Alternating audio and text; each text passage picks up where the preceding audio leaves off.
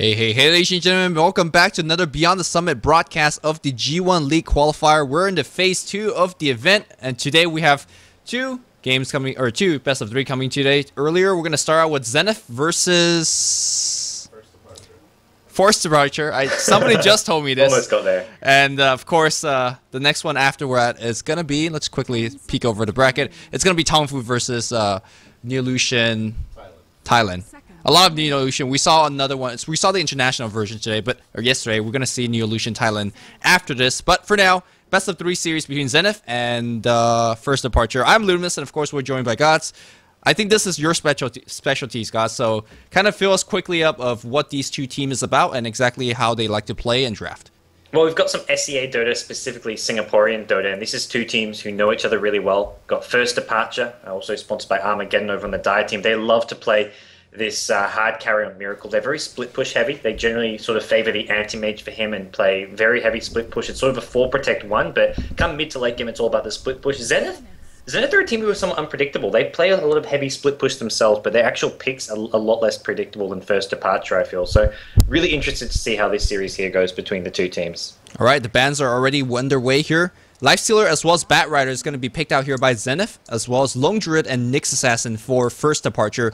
Rubik's going to be opening pick here for Zenith, which is something that we don't see too often. We see more Magnus, we see sometimes Keeper of Light, but Rubik's one of those heroes that is good as a counter against certain heroes like Magnus, but not often first pickup. Seems like Zenith really value this support hero. Yeah, it's a versatile support. I think it fits in a lot of lineups, and I think part of Zenith's strength is that they've got a team full of playmakers. Even their support players, X-Freedom, a fantastic individual player. So put him on something like Rubik, and he can make some big plays. I think it's a key thing for their team, but it does leave First Departure the Mag, which they'll quite happily take, and they'll take one more with it. Maybe the Shadow Demon as well. Yep, Magnus is going to be the pickup here, and SD, I think it's a very, very popular choice and a very, very good choice as well. Keeper of Light is also the other big one. Obviously, recently got nerfed by the 677C change, but still a very, very powerful hero. I don't think this is where you say, you know what, they have a Rubik, we don't really want Magnus. It's still a very dominant mid hero. We could talk more about it, but to sum it up in a couple words, he's really ungankable because of his skewer and his natural tankiness. He doesn't lose the lane to just about anybody. He just shockwave spams and bottle crows, so he wins that lane. And basically, once you get a blink dagger, he is just a terror on the map with RP, with that skewer initiation. I think the big thing that really sets Mag apart from other big teamfight heroes is the ability to win fights and get pickoffs when your ultimate's not even up. Having just Blink Skewer alone can win you a teamfight. It kind of acts like a bat ultimate. That's what makes the hero so ridiculously strong.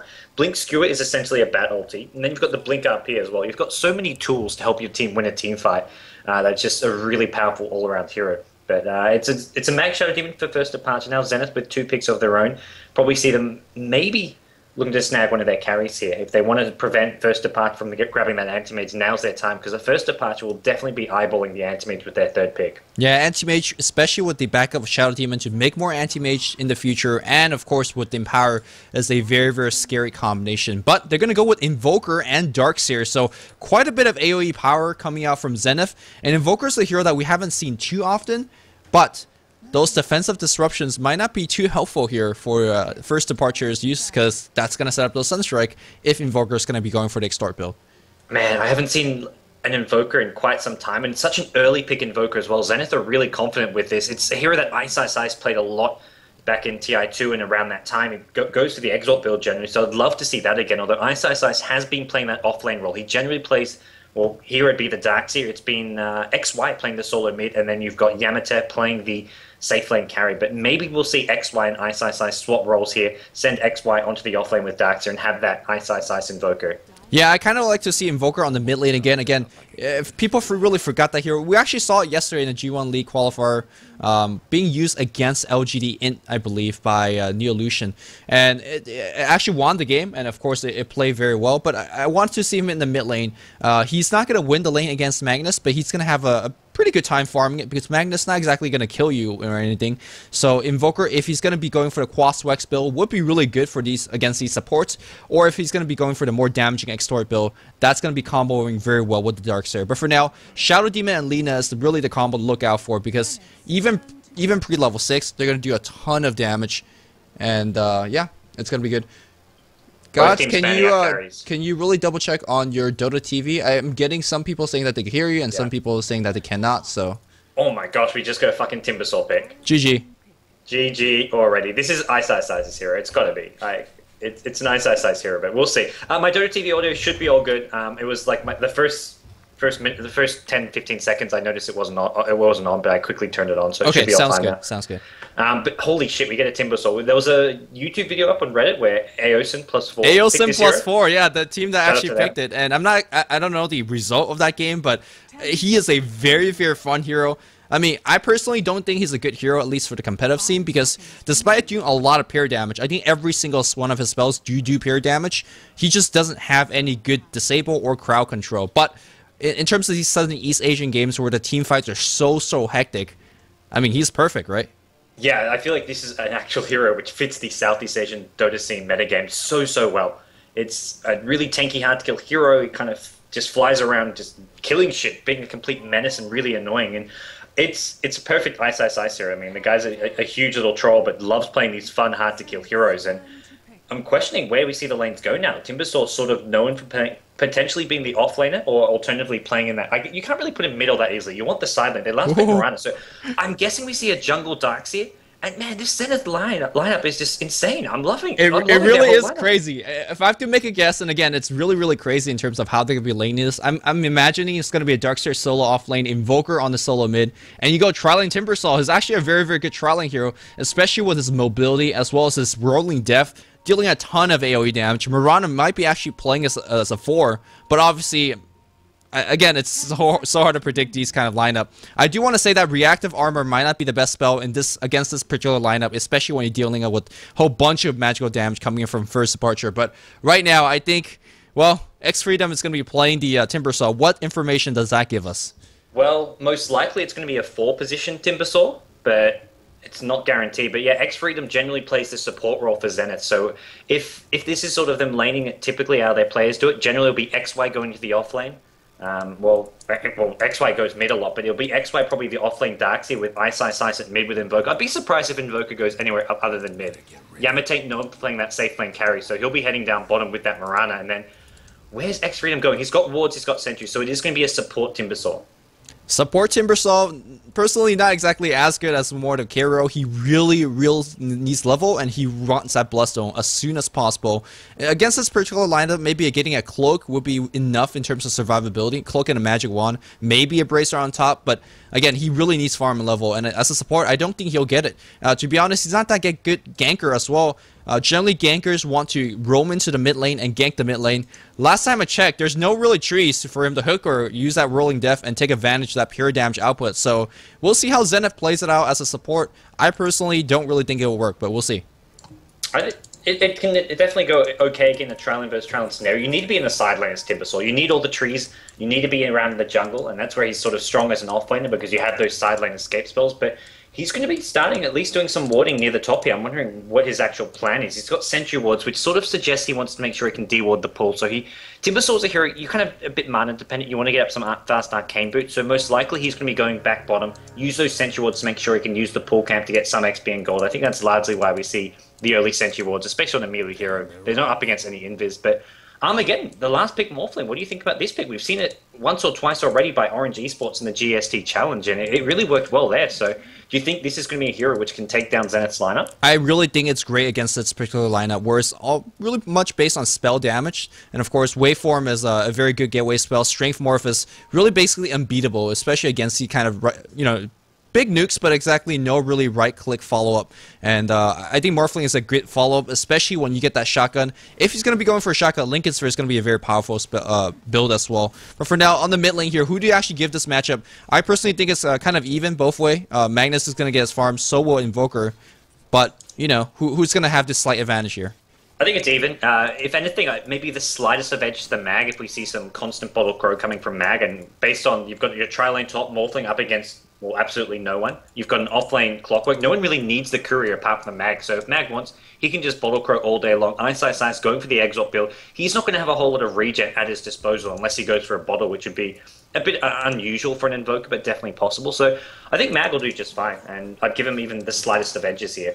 Yeah, meanwhile here, both supports in the jungle are pulling and stacking away. We do see Timbersaw missing a slight pull here, but we'll tunnel through, and that's going to try to deny as much creeps as possible and get that equilibrium, never going to the Armageddon side. Or, I say Armageddon, but it's first departure, and this AM GD tag is confusing the hell out of me. Meanwhile, the Clockwork doing his best to clog up the creep wave and try to get it close to the side, but Yamate, because his supports are pulling, it would really never get to the Clockwork side.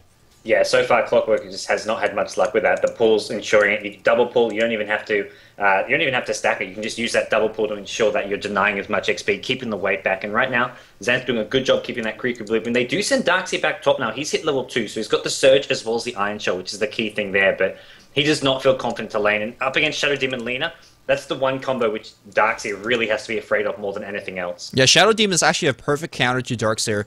You could kind of bait his Surge to be used first, and then you disrupt him afterwards. And he's going to come out of that disruption, basically slow down, and of course with Soul Catcher and LSAs on top, looks like XY is going to surge across there and go back to jungle. I think he went back top, thinking that the creep equilibrium will be pushed towards him, and then of course a good pull from this camp to the lane really remedy against that. So Darkseid, of course, could recover from the jungle, so it's not the biggest deal. Clockwork, however, cannot, so he's basically sitting duck. Somehow still got level 2 though, so I think the Radiant support should be pulling a little bit more. Yeah, and it's the Clockwork's meant just to sort of get as close enough to the XP range as much as possible so that he does get that level 2, but now it's going to get harder. There's another pull coming out, and Timbersaw, want to keep an eye on him. He's got 4 neutral kills so far, it looks like. Gets himself a 450 gold, so he'll be looking to pick up some boots here. It is a Rubik hard support, but here comes the first action. It's a smoke gank on mid, and well, ice. He sniffs it out.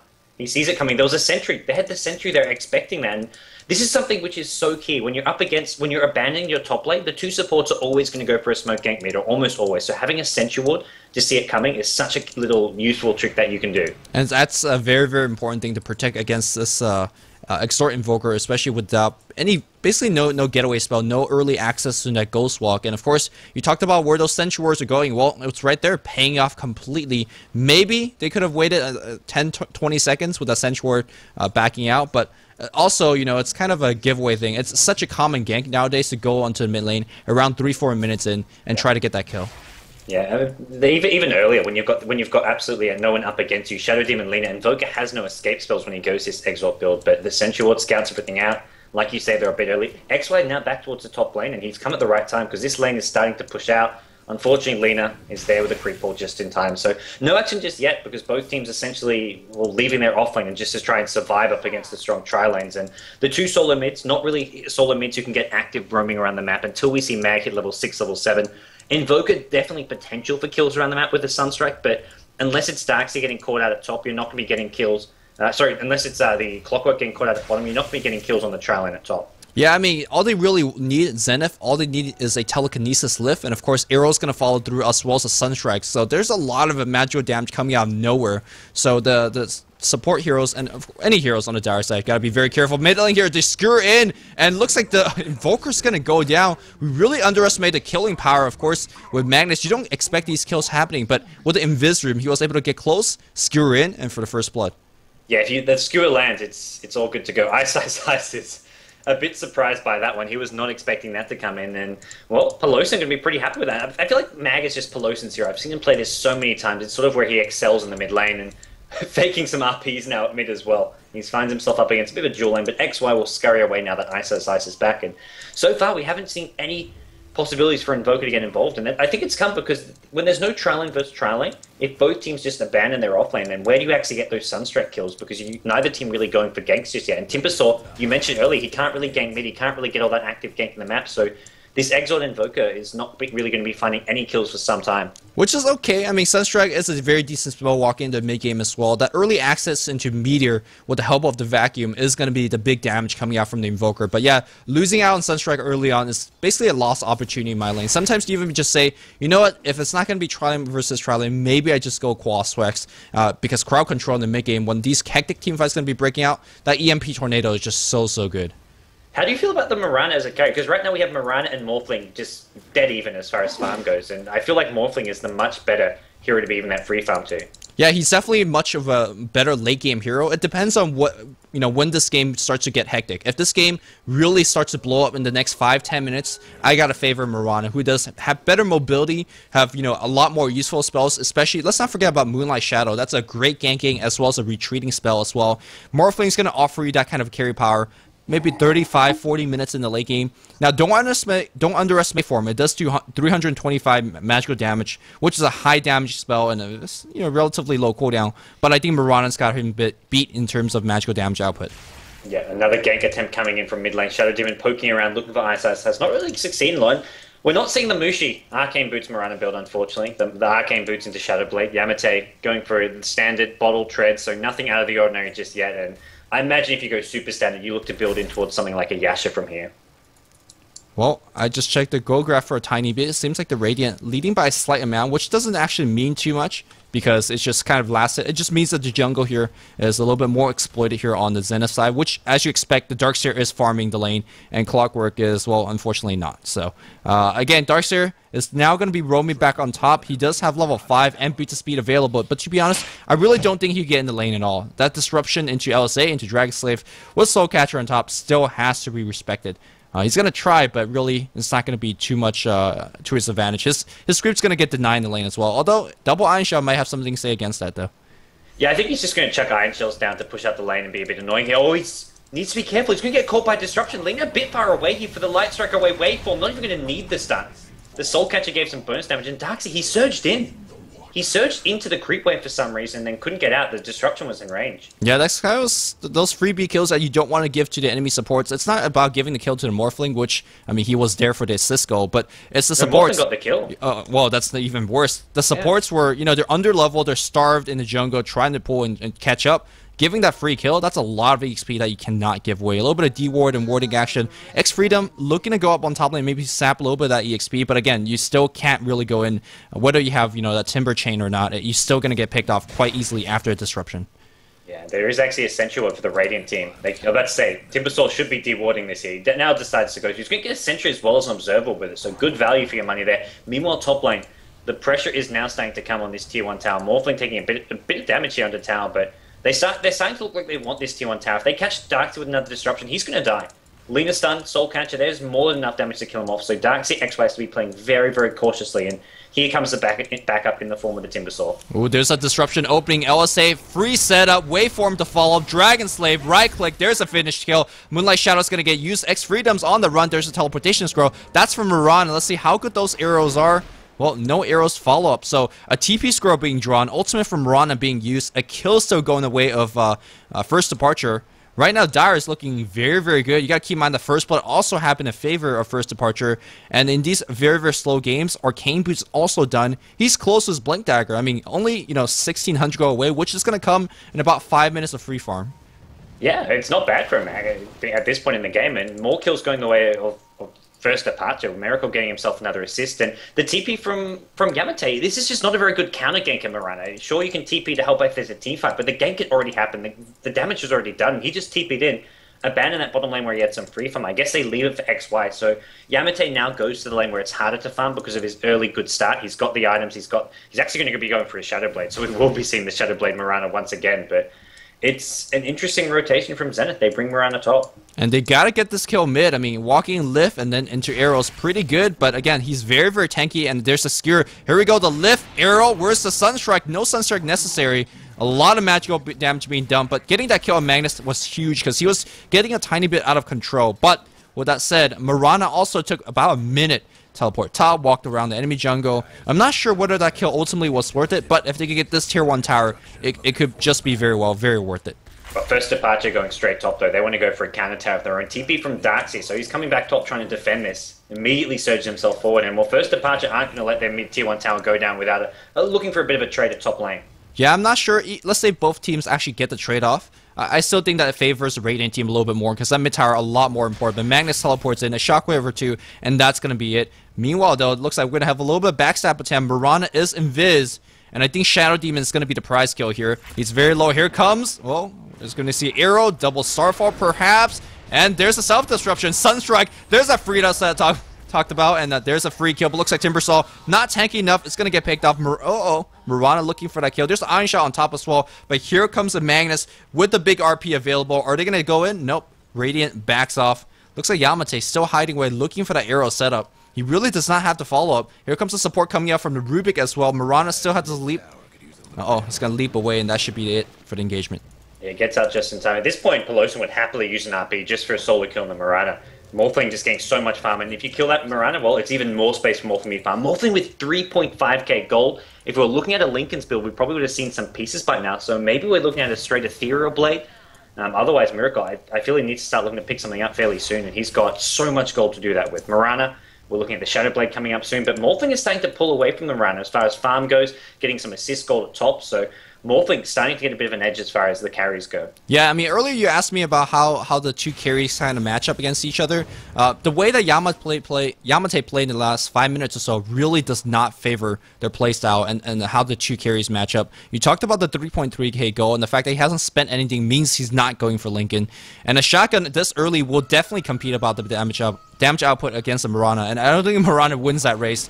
And Mirana also needs to actually land her spells, whereas the shotgun waveform, that's basically a guarantee kill on the support. So I'm not liking the game here so far from Zenith. The Timbersaw build not working out well. The Timbersaw pick not working out well at all, and I'm not sure whether they have the good late game recovery. So we'll see how things go. Looks like God has dropped a bit. I'm gonna try to quickly get him back. But this game is starting to get really, really interesting. Magnus still going towards that Blink Dagger. Should have it very, very soon. And again, this Morphling farm just unstoppable. 4k go now. I mean, this could be one of those old Chinese Morphling build where they go straight Black King Bar early on as well. You're trying to reach but is currently... looks like I don't... Well, we'll see. I mean, he's got a lot of go, and here we go. Mirana gonna drop that arrow, but Strength Morph is so good. Double Starfall is gonna hit, but Yamate not even gonna get that kill, so... Yamate perhaps overestimating his own damage output. I felt like he's got the Claymore for a long time as well, and he really needs to finish that Shadow Blade. Shadow Blade doesn't actually make Mirana an intense ganker like it would make a Shadow Fiend would. So I'm not liking this spell either. It gives you the damage, it gives you the attack speed, but at this point in the game, I think Mirana really relies on her magical damage output, and so far it's not too effective.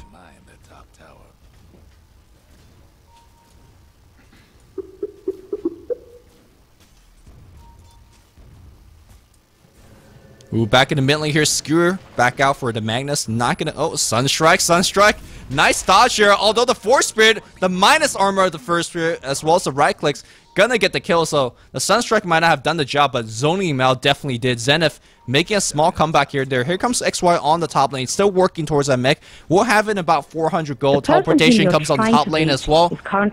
And are they gonna, ooh, arrow to the face. Tower is gonna get denied though, so...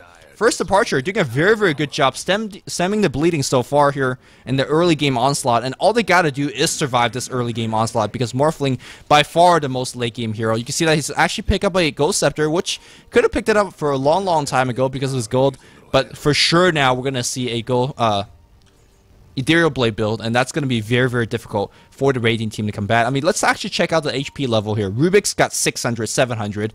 Timbersaw's got 800. Mirana's got 800. Invoker, a little bit tankier with the Yule Scepter even on top with the 1000. Darkseer with the 1000 as well. Once the shotgun build comes up, all of these guys are going to be dead. You got to keep in mind that there's a Soul Catcher to even further amplify on it. And of course, there's a huge, huge nuker in the form of Lina. So once EB comes out, not going to look too good for Zenith. Obviously, Zenith is the more experienced team, if you will.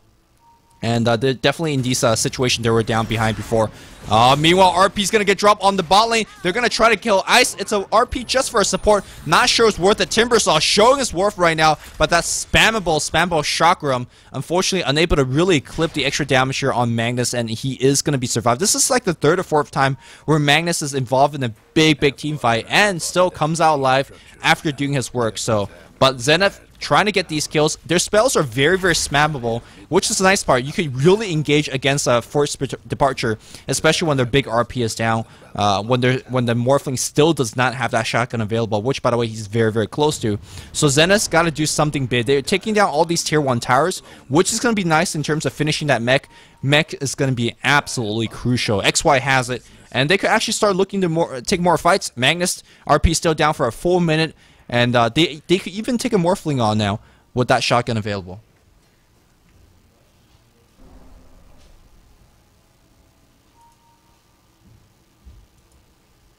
Radiant's mid tower's getting banged up.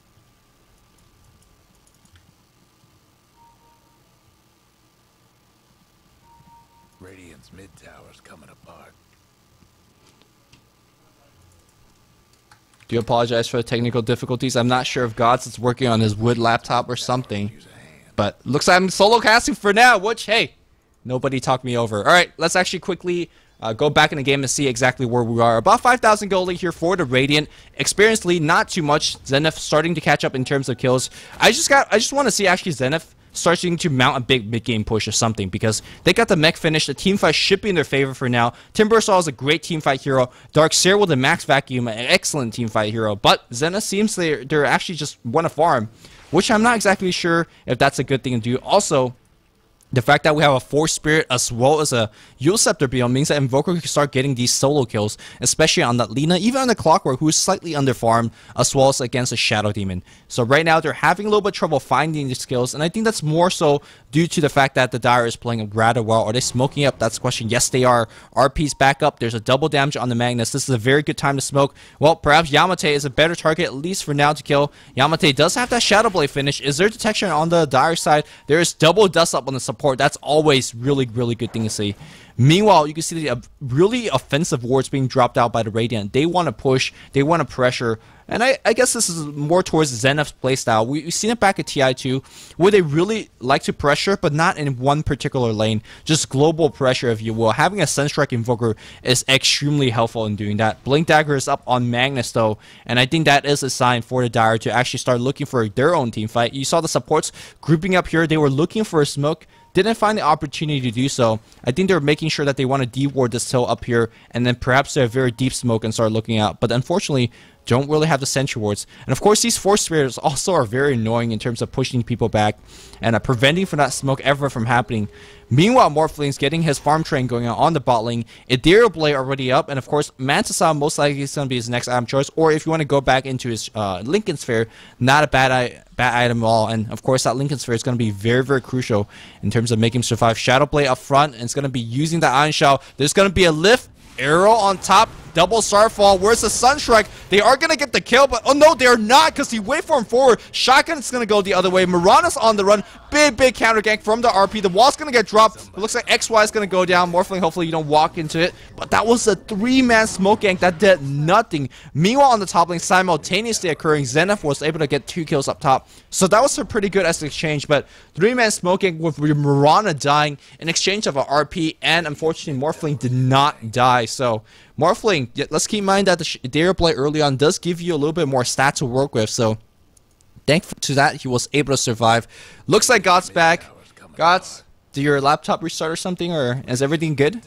Everything seems to be good. It overheated for a second, but hopefully it's cooled down. I've missed Miracle shotgunning some people, it looks like, which makes me sad. Yeah, man, it's not only him shotgunning some people, he was able to survive against the 3-man smoke gang, and he was also to bait out, quote-unquote, a big RP from the Magnus, who does have his Blink Dagger finish. So right now, in my opinion, first departure is quite ahead. Let's quickly check on the goal graph. It's a 5,000 goal lead for Zenith, who's been rising the map pretty well, but you can see the goal is really dipping down. I think the big difference between the two teams right now, just looking at the CS, is that for first departure, they're all in on this Morphling. After the Morphling, there's a big drop-off. Mag is doing alright as far as farm goes, but the other 3, Clockwork, Lina, and Shadow Demon, are really far behind. With Zenith, it's a much more even distribution. Their 3 main farmers, Mirana, Darkseer, and Invoker, all are sitting on over 100 creep kills, so they've got a much greater farm distribution. Even their 2 supports are looking pretty good. Yeah, farm distribution be damned, though, because last time when we saw Mushi on that Morphling, he just out late game carries about any hero. Morphling's perhaps one of the latest hero in the map. And of course, if you look at the supports on the Dire side, they don't really need gold that much. Now, obviously, every hero wants gold, but Shadow Demon will always be a Shadow Demon. Soul Catcher will always be good. Lina will always nuke very hard.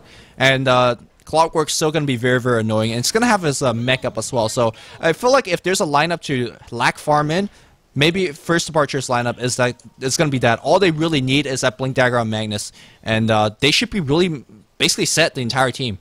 Yeah, and Mag's got quite a good chunk of gold on top of the Blink Dagger, so we can look towards him starting to build that refresher roll.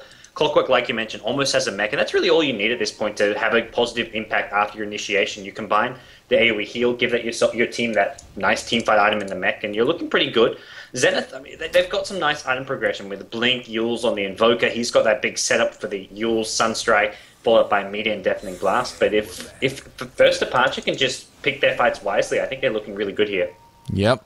I wonder if they're going to be looking for that kills. I feel like Zenith have a big opportunity to take those team fights. They had an earlier mech on the Darkster than the enemy team, and of course they had a very early Yule Scepter, which in my opinion is actually a very good team fight item, because with the Invoker's skill set, you basically take out an enemy instantly. Maybe like a mini shotgun, if you will, from the Invoker compared to the shotgun. And anytime you could 5v or 5v4 to your advantage, you should be looking for those team fights. But Zenith, instead, they're looking for really farming all over the map. That's where the really go advantage starts to still remain here, going up back up to 5,000. And I guess it's really forcing First Departure to play safe as well, because they can't farm as freely as the Radiant team has, because Invoker is a really big kill. And he's going to try going to top lane. Strength Morph already going in. And there's a lot of damage, but just not enough against that against that Morphling. Yeah, it just doesn't seem like they can bring him down, especially just with one hero. Morphling just goes back and continues to farm. And I think the big worry for Zenith is they've got a few heroes which just aren't going to scale all that well in the next 10-15 minutes. Mirana being one of them. As a carry, especially going for this Shadowblade Treads build, now picks up an Ogre Club, so probably BKB. This is not the best late game DPS build. Timbersaw, another hero. I feel this hero just does not scale well to the mid to late game. You don't have any sort of good team fight ability. You can dish some decent damage and chase and survive, but you don't actually have any lockdown. Nothing like what the Shadow Demon and Lina offer. They've got the Disruption, a Purge which goes through BKB, Lina with an AoE stun, and a lot more burst damage. I feel Timbersaw can be a bit of a liability and a weak link in this late game Zenith lineup. Yeah, I'm not sure if the Dai will want to take it late game. Now, obviously, they can with the Morphling, but this Ogre Club purchase on Morphling will indicate a BKB build, and BKB generally means that Morphling wants to take a team fight exactly when that is completed.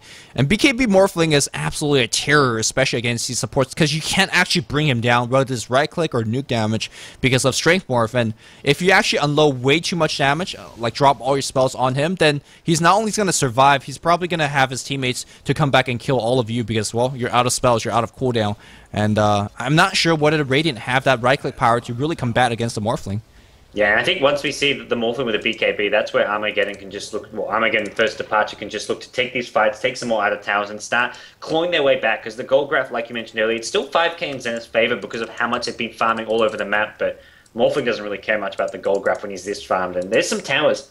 Tier 1 at top, Tier 1 at bottom for the taking. These money bags are just waiting to be picked up by First Departure, and that's where we see the gold graph go more or less back to even maybe slightly looking to start favoring First Departure.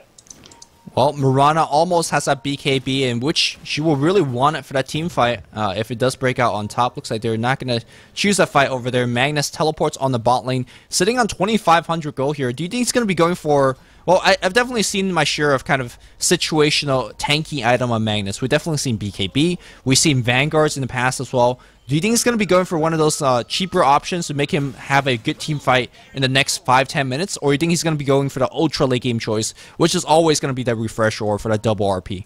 I actually feel this isn't a game where you particularly need the refresher or. There's no real big enemy carry hero or BKB hero you want to lock down without B. Sure, there's a Mirana who does have a BKB, but that hero is not going to be doing a huge amount of right-click damage in these fights. I don't feel you desperately need a refresher, but the question is, what else do you get? You've already got the mech up on the clockwork. You can maybe go for something like a pipe for your team, but I think all in all, it's maybe just a time to tank up. Maybe even go for a BKB of your own if you're in mag. I think BKB works pretty nicely against all that nuking damage coming up from the Radiant team. Yeah, there's definitely a couple of ways to disable him. The Yule Scepter being one of them, which will follow by a bunch of magical damage. Ooh, Mirana invis up with the Shadow Blades. Is he going to pop out right now? The creep wave is going to be there. Oh, they do see him. And Clockwork, ooh, big RP is actually going to go for the Mirana kill. There's a mech with a skewer as well, as, of course, a hook shot being dropped. It was the Hunter Yamate, but his ganks are just not working at all. First Departure, I love how as soon as they see him, they just jump in with a Blink RP. They know they can just bring him down in time, and that really shows somewhat the weakness of this Mirana. Even with a BKB, you can get brought down very fast, and Pelosin, at this point in the game, is really quite happy to just use a solo RP on one kill because it's more space and time for Morphling to keep on farming. He has got his BKB, but Pelosin says, well, we can just not fight for the next 80 seconds. We're quite happy to... I mean, even if they can fight while Mirana's down anyways. Just because without Mirana on the playing field, you're not going to really want to be looking for a fight if you're Zenith. I mean, sure, let's say if you're First Departure, because you dropped the RP, you're going to lose a Tier 2 tower for that. It's not a big deal at all. Morphling can carry you in the late game. And of course, Morphling does have that BKB already finished. So should actually the Radiant decide to choose to take a fight, even with the RP down, I think the Radiant still lose that fight because of this BKB Morphling. So I feel like Zenith is starting to run out of time. That ticking clock is not really to their favor because Invoker has gone for, well, the entire Radiant team has really gone for mid-game items. Invoker with this kind of shotgun-esque build, but he's getting shotgun as he Ice gets really forced back. I mean, this build doesn't carry you late. Mirana up to his tricks once again. Looks like they're going to try to go on the Magnus. He blinks back out. And can, well, there's an arrow on top. Sunstrike. Sunstrike's going to miss, though. Now, BKB gets pop here on Yamate. They're going to get the kill on the Lina. Blink Dagger forward. There's a yield. Big damage output here. But he's going to skewer out. He's so tanky at this point. And that was a 3 or 4 man gank that just got a single kill. Clockwork's going to come right back in here for XY. I'm not sure whether Dai needs to re-engage, but Morphling's here. Morphling's out of mana, though. I'm not too sure whether that was a smart fight for the Dire to pick. And it looks like the Clockwork on the run, and with the Cogs as well as the wall, kind of a lot of hecticness going on. They're all going to survive, and I think First Departure dodged a big bullet there. They could have lost a lot more than they did. Yeah, the re-engagement did not go too well for them. They did a really good job dealing with the initial gank from Zenith, where they only lost the Lina, forced out a BKB from Yamate. Unfortunately, that hookshot from Clockwork to re-engage was not going to be the best decision there, but it ended all right for them. Morphling came in with very low mana, like you mentioned, and as a result, he couldn't really do a whole lot in that fight. So he's going to go back to farming now. He's already up to almost 200 creep kills, so a lot of farm in Miracle's hands, and it's going to be First Departure looking towards him as they go towards this late game stage. Yep. I mean, I guess the BKB purchase may not be the best in terms of a late game situation, especially how early you pick it up, because those BKB charges will be a little bit precious walking the late game. But, I mean, he's so rich that he could, just go Manta, Lincoln, Scotty, just a billion item choices. And so far, really no sign of what he wants to go next. Any idea? Is it going to be a Lincoln's build? Oh, I'm not 100% sure. Maybe we even look at his Scythe of Ice. Well, we'll talk about that later. There is a shotgun build, very paying off. Moonlight Shadow being used, and that Moonlight Shadow does have a very long cooldown. I think the level 2 is 140 seconds. Yeah, 140 seconds on level 2. But I mean, if you get those free kills, setting up the Invoker, blinking in, and getting his shotgun going on. Of course, I talked about the lack of late game build on Zenith. Invoker's trying to remedy that. He's gonna have to go Scythe of Ice. Yeah. I think the Radiant team need to get multiple Scythe of Ice up to really take this to the late game. It's got to be Scythe of Ice for Ice. Then he actually has a decent... Going the Exalt build with I mean, you can throw in the Alacrity for some additional damage and attack speed, but Scythe of Ice, blink in, you can pick off and focus down the Morph before he can pop that BKB, so it's a nice little tool to have. And Zenith, I think, are still in an alright position here. They're going to start trading towers. Morphling's up top, pushing on his own. Mirana coming in with a Shadow Blade here. Miracle needs to be careful. There's an arrow to the face, followed by a Starfall, but immediately BKB goes Scepter on NWP. He BKBs just before the waveform comes in to finish him off. And right now, Morphling, he's very low on mana. He could be in a bit of trouble here. He can't TP out. He's just on the run, and this is going to be the death of Miracle. Ooh. There's no escaping this. Yeah, this is a bad play. I mean, he would have got the kill, but he would have not actually ran away from the Invoker with a Blink and Yule Scepter. Back in the mid lane, the big team fight breaks out. And, well, there's a mech up within the mech, and also 2 mechs going off at the same time. But that was a Darkseer and a Timbersaw going off. RP was expanded. I think overall, though, it came in the favor of Radiant, despite the fact they lost 2-1, because they got the big kill on the Morphling, as well as the first 10-second BKB charge. I think overcommitment on the Morphling, did not realize how little mana that he's working with. Because of the build that he went, there's very little intelligence, which is actually, in my opinion, the most underrated stats on Morphling. When you get things like Link Sphere, when you get things like the Manta, those plus 10 stats from the Ultimate Orbs, they give you a lot of intelligence to work with. The BKB shotgun builds does not, and you can see that that's the second or third occasions I've seen him without mana and was not able to really contribute or even survive. As far as survivability, I think even going for a Skadi at this point for Morphling, it can give you that much needed intelligence. You get strength as well as agility. All 3 stats you get from all the stat points from a Skadi would really benefit the Morphling a lot here. So a potential item which I think would be very cost efficient on this Morphling. Meanwhile here, we do see Magnus gonna go for that BKB, which is gonna give him a instant survivability against that Yule Scepter, Sunstrike, Deathling Blast, Meteor combo. So you could BKB and basically block a ton of that damage and re-engage or just engage right off that with a Skewer and go right back in. He does have Invis Rune as well. They could, again, choose to take these fights because Morphling has that BKB, but they don't have to because they have the late game advantage as well. Yeah, and Mag is actually a higher level than the Morphling at this point, something which first departure, considering how much time Morphling spent solo farming, pushing these lanes, you wouldn't really expect. This Mag has played incredibly well, and if it wasn't for that, I think first departure would be actually in a bit of trouble right now, because with it, how well Invoker's scaling towards the late game with a potential side of Vice, Morphling alone won't be able to carry this late game. You need some big plays from this Mag, and the two supports on the first departure side, well, they're both looking like 5-position supports. You haven't really got that 4th position getting some farm, neither with Arcane Boots, neither with any sort of Force Staff or Ghost Scepter. And for first departure, it's a bit of a concern going late game when they've got 3 very underfarmed heroes. Yeah, the Radiant has definitely made use of the jungle, and in certain cases, the enemy jungle as well. Smoke gank on the mid lane, and it looks like we're going to see a Blink RP. Again, they don't really care about using a single RP on Yamate. BKB or not, if you get chain stun, you're dead, and that's exactly what they did against him. Roshan, by the way, is available. I'm not too sure whether they want to use that for the Roshan, but if they do, they gotta push out on the bot lane first. Ice is still a very intimidating hero, and I think they're gonna try to bring down this tower. Clock, we're looking for the deny. Don't want to get too close, though, to that Blink Yule combo from the Invoker.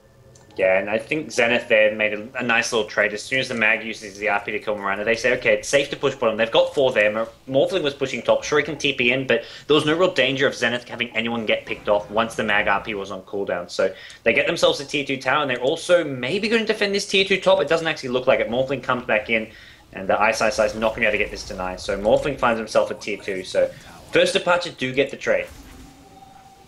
Morphling playing a little bit aggressive here. He should be fine, though. Although... Got a replicate. Yeah, there's a decent size of chunk damage. He's gonna fade back here, and an immediate strength morph. I felt like the Dire almost missed a beat there.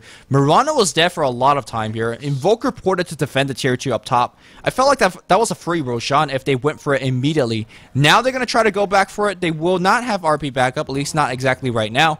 But Mirana on the other side is back, and of course Moonlight Shadow is not a spell, as well as the Darkseer is not a hero that you want to really take in a fight near the pit. So I felt like they could have had Aegis on top of the Morphling now, and they just missed a big opportunity. Yeah, the Dire team do have this gem on the Shadow Demon to help deal with the Moonlight Shadow, but I definitely agree, you don't want to be looking to go into the Roshan pit while Mirana's back alive, and the entire Zenith team are ready to go. Mag does have RP back up now. He's got a regen rune to give himself some mana, but we have to see how he looks to play this. Zenith, I think, in an alright position here. They're going to have to play this well from here on out.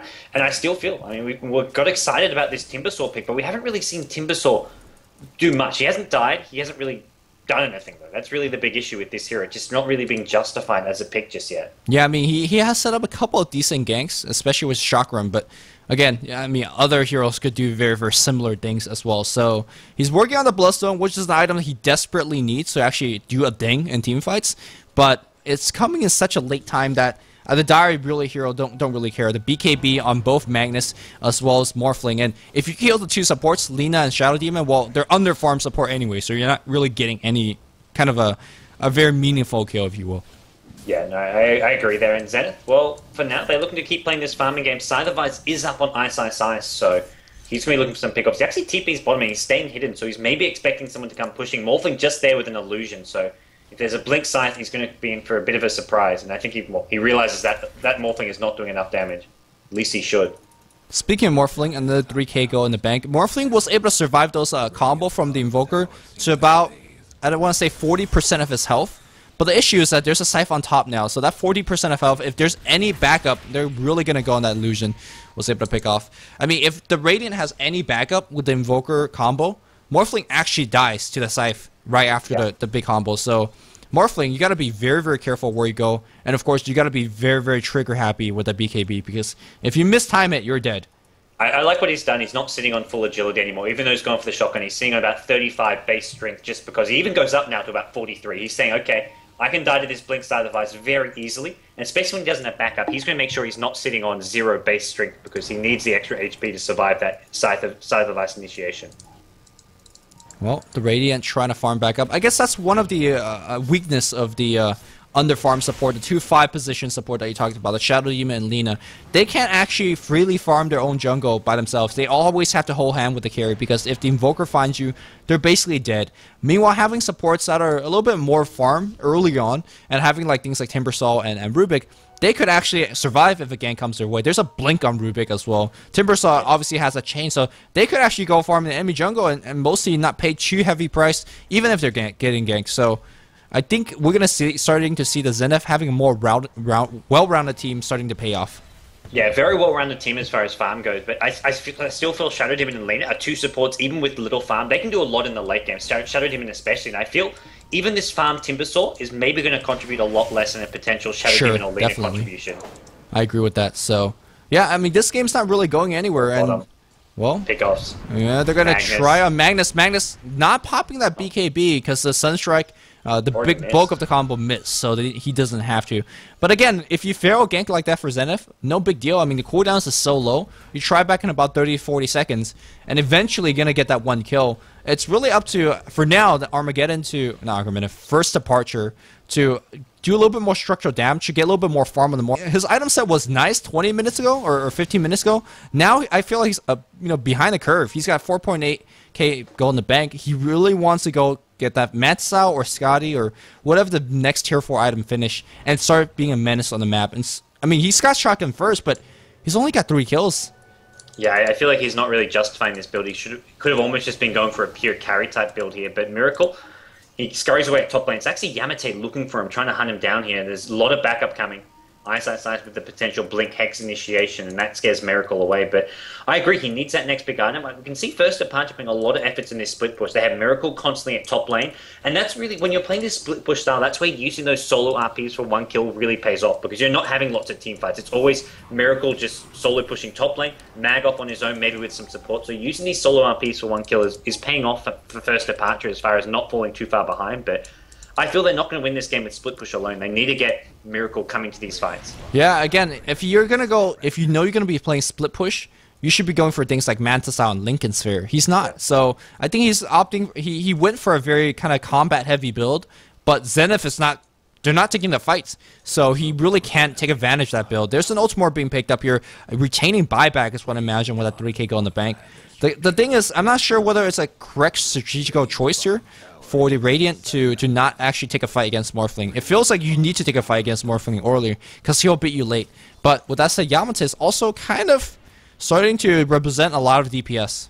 Yeah, and well, the split push working out alright so far for First Departure. They get themselves that tier 1 bottom tower finally, and they're going to go into this tier 2. So I think First Departure, the last 5-10 minutes have actually definitely gone in their favour. Zenith haven't really achieved much apart from continuing to split farm. And like you say, Yamate is starting to pose a late game threat. He's going to have a Manta style up fairly soon, but his actual pure damage, he's only seeing on plus 54 damage. Even with a Manta style, that plus damage is going to be looking very pitiful until he picks up either an MKB or a Daedalus. So as far as his actual pure damage, it's not really there. It's more Ice actually doing the DPS in these fights.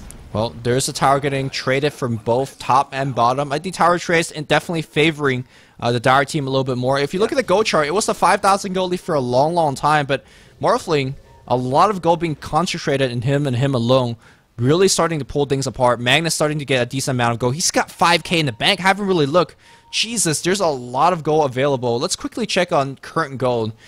5k on Morphling, 4k on Morphling, 5k on Magnus. Even the support Shadow Demon's got a ton of gold as well. I'm not exactly sure why everybody's saving up, but well, they're going to be saving up for some big items. Yeah, Shadow Demon could just be looking to pick up a 4-star. Lena, it looks like, yeah, we see Lena pick up one and Shadow Demon as well. So 2 4-stars coming out for First Departure. And I think at this point, Mag just goes for the refresher orb. Pretty much RP is a sure kill. So having 2 RPs is potentially 2 short kills. You could go a DPS item, but you still need to hit that RP. So having a second RP seems better than having a ton of DPS. Morphling, 5k gold in the bank here. Still no item purchase.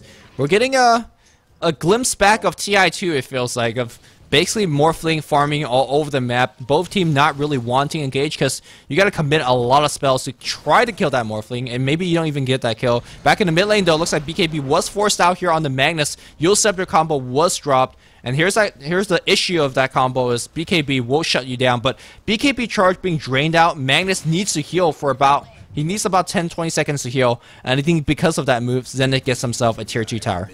Yeah, they'll get themselves a tier 2 tower. At this point, 40 minutes in the game, it's not the biggest victory for them. You know, give them a bit more map control, a bit more gold going their way, especially Yamate, who wants that next big damage item of his. But for now, First Departure, happy just to let that tower go. Keep on getting some more farm. What is Morphling actually going for? He spent some gold, he's got himself a Manta style, so he makes sure he sells the buyback. Even with Aegis, he still wants that buyback gold. He Man. waits till he's got like 5k for that Manta Style. But he is on full agility. He's on a ton of agility right now. He's only got 900 HP, which would not survive against the combo of that Invoker, but he's on the hunt right now. I think for his sake, he should actually set up a replicate, which he does. You can indicate the number on top, which it is an instant warp out. So anytime he sees basically anything that goes wrong, he's going to just press replicate and warp to safety.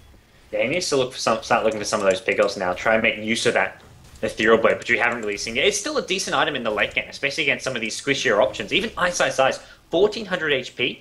If we get Morphling, I think right now with his current agility, he can almost one-shot Ice. So it's definitely a worthwhile item to have even in the late game. So we'll have to look to see how First Departure look to take this in a team fight. Focusing down Ice, I think is the key hero, the Invoker, because his DPS far outshines the Mirana. Yeah, here's the issue here with focusing on Ice with the shotgun. Because of the way that Morphling was nerfed, you can't actually cast your spells through waveform. That combo now actually takes a lot of time, and that's time where Morphling, or where Ice, if he's quick enough, he could even blink away from the shotgun, the initial barrage of spells coming in from the Ethereal Blade, or a very, very easy self-Yule Scepter up in the air, and then you dodge a big portion of that shotgun damage as well. So the nerfs on Morphling, the way that he casts his spells, is definitely a big knock against this particular build that Morphling has went for. Yeah, and we'll see Morphling continue to farm bottom lane. A neat little mechanic that actually, I don't know if you've brought up yet earlier on, but you can actually make replicates of your own illusions as Morphling because of the Shadow Demon. Yes, because they're not actually your own units. Yeah. And he does just that. And it's like the old Morphling where you could replicate your Manta-style illusions. Yeah, it's definitely a... I mean, it's actually a very, very powerful... It's like as strong as the hero itself, right? Yeah. I think, yeah, the actual durability... I don't think it does the same damage, but it's just as tanky. 50% of the damage, and of course 100% of the tank. And yeah. I mean, even if you stick that on a support, that support just have to run. Like, they can't actually deal with that. Like Rubik, for example, he can't actually deal with this Morphling illusion. So it's not bad in terms of survivability, and it's definitely a very big annoyance factor. But for now, seems like Dire feeling a little bit strong enough to go on the bot here. Replicate running out, forcing a lot of Blink Dagger backwards. They're going to focus here on the Morphling. Morphling only 1,000 HP, but there's a defensive disruption. More Morphling illusion being created. He's lifted in the air. He should be fine. In the backlines here, you can see that RP's getting channeled up. Ooh, Morana comes back in with the haste rune. A lot of spells being thrown out. Morphling still alive. Do they want to continue with this push? Aegis is going to be running out relatively soon, so might as well go for it, to be honest. Really nice fight from First Departure. They got all this damage. They got the tier 3 tower, and they lost nothing. Morphling took some damage here and there. Or maybe get healed up. Have they got some urn charges? They're actually out of urn charges. They haven't been getting any kills, so Shadow Demon's a bit starved for urn charges right now, but they got that for next to nothing. Really smart defensive disruption coming out of Shadow Demon, and Morphling just playing that push really well. He went looking for the Ethereal Blade pickoff. When he couldn't find it, he just focused down on the tower, and well, they TP out for now. They've still got 2 minutes on the Aegis, so I feel like now, with Morphling this low in HP, they wait till maybe he heals up, picks up another item, and Mag, he's 6.5k gold. This is one freaking rich Magnus. I mean, to be fair, no one has really gotten an item for a long time, so yeah. He's just stockpiling that gold. Again, I'm not sure why or for what, but you know, we'll be shocked if he goes for some big DPS item. I think at this point they just have to play safe, make sure they have buyback available, tank up, and basically let your Morphling do his job, which is carry the game and out-carry basically anybody that the Radiant could throw against them. Yeah, and it looks like we're going to be making it go once again at bottom lane. There's a Morphling replicate there, so he can show up at any time, and he replicates in.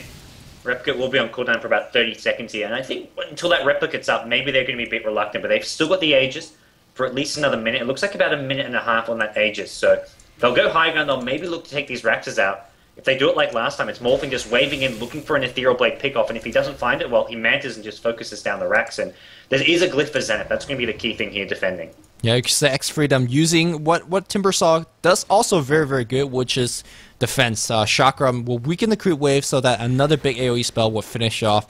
The Radiant can actually take a heads-on fight, and they understand as well, especially with that big Manix. Has he finished an item? Nope. Just Trust Fund, 7k go, casual 7k go in the bank. That's just ridiculous. I guess Refresh Orb is 5.3, so if he buys the Refresh Orb, I think he still has enough gold for buyback. Maybe like a couple hundred short. But he's definitely... I'd be surprised if he picks up something other than a Refresher Orb. Well, Morphling, is he going to come back in? He waveform shotgun. That's going to get leap here by Yamate. Quick fingers on that one. They can't really back off. There's a pipe being used. That's going to be their high ground attempt. And here we go. Yeah, this is BKB, it. Manta up, but Aegis running out very, very low in terms of time. Morphling's going to run right in, sees the math, Rax going to locate that one and start right-clicking. Vacuum, a Glyph will force him back again. I mean... He really just wants to use this Aegis. Yeah. That's the only reason he's playing so Sualai. He knows that there's about 15, 20 seconds left. And at this point, I think they just back off. It's too risky. That Aegis could expire any second now. It's gone. It's gone. No Aegis. Yeah, good choice here for the Dire. I mean, they played it as well as they could have, to be honest. It's just Radiant had better defense. And again, the Dire actually didn't lose anything, right? They got a little bit of structural damage. And it's time here for the Radiant to get some kills. But, oh, nice blink out here for Magnus. I think, oh, looks like she might even survive as well. The TP blocks him out. And there's a scythe here for the Lina. I mean, a Lina kill, whatever. It's not even a big deal at all. Yeah, this is absolutely small fish for Zenith. That tornado was a very, very sad tornado. Couldn't quite reach that Magnus with only the 2 points in Wex from Ice. And Zenith, well, it's a leader kill, but that accomplishes next to nothing for them. Armageddon, first departure, already back, continuing to farm. They've got Clockwork top. Mag, where's your item pickup? 7.5k gold still. I'm really sad about this, Mag. You've got to just pick up that refresher orb or something, even a Scythe of Vice maybe, or whatever it may be. Just use that gold. Get an item which could potentially win yourself a team fight. And Zenith now coming at them. It's one less item that he has. I mean, again, I don't think he needs the item. He just... Blink RP, if he dies, he buys back and does something. But here comes a second Scythe of Ice. And we talked about needing those multiple Scythe of Ice. You can actually kill Morphling very easily and force out a buyback at the very least. I think this is actually a very, very good time to push. Before the Aegis spawns, and right after the Aegis runs back, or before the Roshan spawn, and right after the Aegis runs out. They have a window of 3 or 4 minutes to go for it. Yamate checking for a rune. I think he really wants a double damage. Finds himself a haste. He also has 4k gold in the bank, which I'm not sure why they're saving a decent buttload of gold. This is like Mushi tactics here, where you save up 7, 8k gold, and then you're like, oh, I'll just buy a BKB, or like some item which costs like half of your gold. Max bought something. He's down to 4k. Is it refresher? I hope so. Yeah, it's a refresher orb. So he still has buyback. That's the key thing. I think he was just waiting out to ensure he had buyback. Kuruya.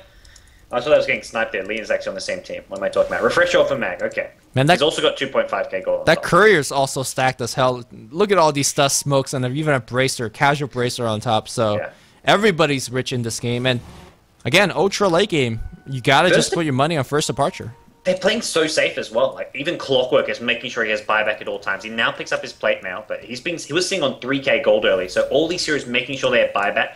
Only heroes who might not is the support, but Shadow Demon, I think he's got enough for buyback at this point. Yeah, Shadow Demon's got buyback. Everyone on the Dire side apart from Lina has buyback right now, which is absolutely huge. There's no way first departure are going to lose this game in the next 5 minutes, because if they lose a fight, they all have buyback. So it's first departure who can look to put on some pressure, but I think they're going to wait for Roshan. They'll wait till they have that next Aegis on the Morphling, and then they can apply some more pressure. Morphling with an ultimate orb. I think this one's for a Skadi. I think if you're going to go Lincoln Sphere, you'd get it earlier on, but it's still good late game up against all those side of ice, so maybe it will still be a Lincoln's. Yeah, Lincoln's is not a bad choice, although I think you do go Skadi here. Again, retaining that buyback, making sure that nothing will break you. Are we watching, like, LG China versus Tongfu or something, or watching a Southern East Asian game? Because I'm not sure. Yeah, this does not feel like Southeast Asian Dota at all. It does not at all, man. The picks do. You get some crazy picks going on, but then... But they're rising with these crazy picks, so it's like, okay. Yeah, I think things did just not go according to plan for either team. I think the one pick for Zenith, which just didn't really fit in that well, was the Timbersaw, of course. And I think it would have worked better if they had a different carry, a more aggressive carry to either push with or go for ganks with. But Mirana's a very sort of passive style farming hero. And then they combine that with a Timbersaw, who's not a very good ganker. There wasn't a whole lot Zenith could do to sort of pull away and gain any momentum. As for first departure, well, it was all about the morphing. It's this 4 protect 1 with split push, and Max played amazing. He's got himself a ton of farm. He's already up to 3.5k gold. I'm wondering what's next if you're this Mag. It's really ridiculous how much farm he's got. Yeah, he's going to actually start representing some big damage. Sunstrike, Blink, Lift here. Replicate. Yeah, but Replicate, instant cast. He gets out of there. I still think it should be a... Well, to be honest, the Lincoln Sphere is not that bad because of regen. Yeah. Even though it's such a late game situation, he's kind of out of the base for a long, long time. And the passive regen, I mean, especially on the mana portion, is huge for that Morphling. And he's picked up another Ultimate Orb, so it's going to be a Skadi. Yep. I think I would slightly favor the Lincolns here, but both are great items here late game. All the stats you can get from the Skadi, and it's either way you go. You just need to make sure you're picking up something as far as late game items go. And for Zenith, they're going to be looking for that late game item Mirana. We see the Demon Edge. I imagine, well, either Daedalus or MKB, both are viable here. Probably looking towards the Daedalus. I think it's just more DPS at this point. There's no one really with evasion just yet. I mean, any thoughts on going Divine Rapier? Yeah, I consider it. I definitely, when I saw the Demon Edge, I'm like, it could be, but without Aegis, it's so risky. He can get shotgunned down by this Morphling pretty damn far. And he's been getting solo RP. 1 RP just to kill off Mirana. I think that's really... If it wasn't for the mag, maybe, but because this mag's in the game, I think it's too risky. Here we go, the Radiant smoke up here, and unfortunately Ice was not included in that smoke, and well, arrows being drawn, they want to take a fight. The Dire team smokes up there as well. Roshan is back, so whoever wins this team fight is going to have a huge lead in the game. And, well, Iron Shell, I love Iron Shells like these where, well, unfortunately it ran out. Warrior slowly pushes the wave. Looks like they see the Magnet Scythe device. They gotta kill him instantly. The thing is, he's got buyback. Arrow's gonna miss. He pops a BKB, and where's the skewer? He's looking for the RP, walking back and forth. Solo RP right now against XY. XY is very tanky, but they popped it before he popped the mech as well as the Scythe, and Morphling BKB up, doing a lot of work, but our counter RP here from the Rubik, and it's just not enough though, because Morphling is just so tanky. It deals a ton of DPF. X-Freedom doesn't even feel like he's tanky at all. He's gonna get brought down a couple of right clicks. Morphling is the survivor and the winner of that team fight. Entire Dire team is back alive because there's a buyback from Magnus, and I think that's a team fight that the Dire was looking for. They could easily go back to the Roshan pit right now, take that Aegis, and basically just push for the racks and win. Yeah, and you can see how powerful that refresher orb is. Mag was looking for an RP for so long, and finally like, I'll just solo RP this Darkseer, I've got 2. And once he used that first RP, Zenith sort of go onto him, and then he gets a big 2-3 man RP. And even with RP stolen by the Rubik, it wasn't enough to turn the fight around. Rubik does still have the RP though. That's going to be the big thing here for Zenith. They've still got that RP up in 50 seconds, so they can look to take a team fight using that. And he's got a Blink Dagger, so Zenith have the potential to take a team fight of their own, especially catching First Departure by surprise with this. They are going to go into Roshan. It's hard to contest this without Darkseer, but it's definitely possible. And a 5-second arrow onto the Morphling will slow this down quite a lot. Yeah, and here comes the Moonlight Shadow for the initiation. Chakram gonna be on top with the whole team. They really want to commit. Meteor gonna get dropped as well. BKB gets forced out on the Morphling, but he does pick up the Aegis. Here comes the big map Mirana. He leaps back out, and here comes the Morphling as well. Self-use for to survive. They're baiting out a lot of Morphling stuff. Ghostwalk gonna be used as well. There's just no detection here against this Radiant team. Morphling running back and forth. His replica is running back out in a bit. They do see Ice though. Ice gonna get hit. Oh, but he's gonna run out. He's gonna have Blink Dagger. He should be fine. A lot of punches being traded. Oh, hook shot. No hook shot. It wasn't cooldown. That last rock, they would have loved to get that pick off because he's still got RP for quite some time. And if they catch him, make sure he no longer has that RP in the next fight. It's a big pick off for First Departure. It's not often you say 52 minutes in the game that picking off a support hero is a big deal. But when that support hero has RP, it makes a big difference. And well, First Departure is still ahead. They've now got the Aegis on Morphling, so they can look to take some more risky pushes here, especially with Ice's buyback on cooldown. So if they can find this Invoker, bring him down fast in the team fight, then suddenly, who's left standing? You've got Darkseer maybe, you've got the Mirana doing some damage, but the other 2 heroes aren't going to be offering a whole lot. So I think First Departure, now's the time to strike. The iron is hot. They've got to go soon. They don't have to. Wow. Morphling's getting maxed out, man. Yeah. What items? He's actually is maxed out at this point. If he wants to be holding an Aegis, he's got no further item progression. Yeah, he's got a Treads on the courier, which I imagine he'll sell. What he can do, maybe exchange for a new BKB. You can always dump more gold into that, and of course, you drop your buy wards for support, buy those smokes and dust. Hey, they definitely need a couple of Sentry wards in that engagement. But yeah, I think it is time to go. I mean, they are so annoyingly powerful now, and I really don't think Zenith could take a fight. Excuse me. Yeah, and Zenith, well, where do they go from here? They're going to be looking for another side device coming up on the Timbersaw, who just needs that Mystic Staff.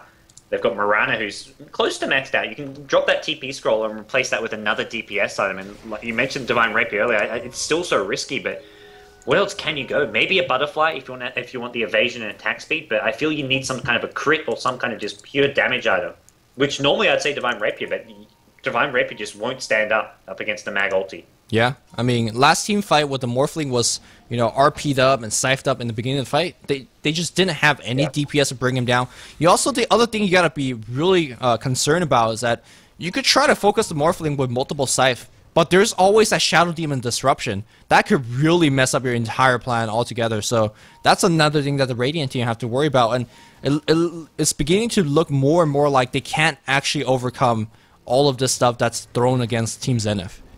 Yeah, it feels like Zenith at some point just are lacking damage. You've got Mirana, who's not the best late game carry, Invoker with all this farm, but it's not really making all they've got is the lockdown from the side of Vice, but apart from that, their teamfight is not all that impressive, and I feel the only thing that's going to maybe help them, which they can rely on to win a teamfight, is having an RP stolen and having Darkseid hit a big vacuum wall of Replica. Without that, there's very little hope for them going late game, especially when it's First Departure controlling all these Roshan fights. I love what First Departure are doing. They send Morphling top, 4 bottom. Morphling actually get hexed at top, but there's no follow-up. That was just sort of a teasing hex. I think Darkseid maybe thought it was a replicate illusion as well, but he wanted just to immediately dispel it, but it's not the case. And, well, the replicate's actually at bottom. That's what you want to be hexing. Yeah, Hex does have a long cooldown, so, I mean, this could be a 10 to 20 second opening for the Dire to go in, but again, Radiant is defending very well. When you have things like Fable, all of Invoker Spell, Chakram, oh, it looks like you're Morphling. Just wait for him, Zen says. Alright, I'll bring the fight straight to you. Looks like they're gonna vacuum back in as well. RP's gonna get dropped, and it's gonna be stolen. That's gonna be a big question. Defensive Disruption being used right now. Clockwork getting focused. They hex up the Magnus so he doesn't drop the second RP. Oh, force that back out, but the arrow of the Mirana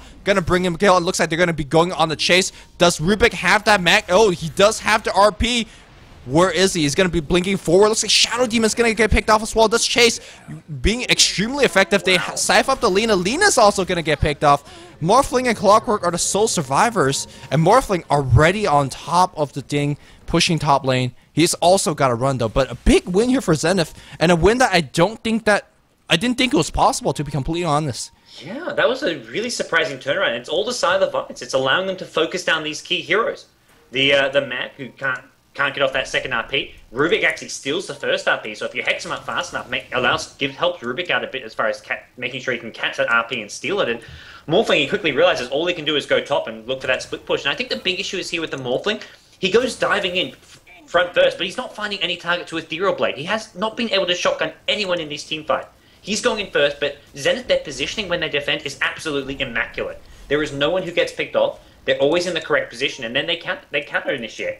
The Mag RP, the first one maybe hits 1 or 2 like it's meant to. It's the follow-up RP which is meant to hit a lot, but Zenith, the Signs of Vice, they're always there and ready. And, well, Miracle back bottom, he's going entirely for a split push style of game. He realizes that fighting Zenith head-on just isn't working. Well, he can always go back and defend, and when he does, he still have Aegis up in about a couple seconds. Is he going to be wave farming in? He will see a couple of heroes. BKB gets popped. He's trying to outdo this backdoor regen. He's trying to do it.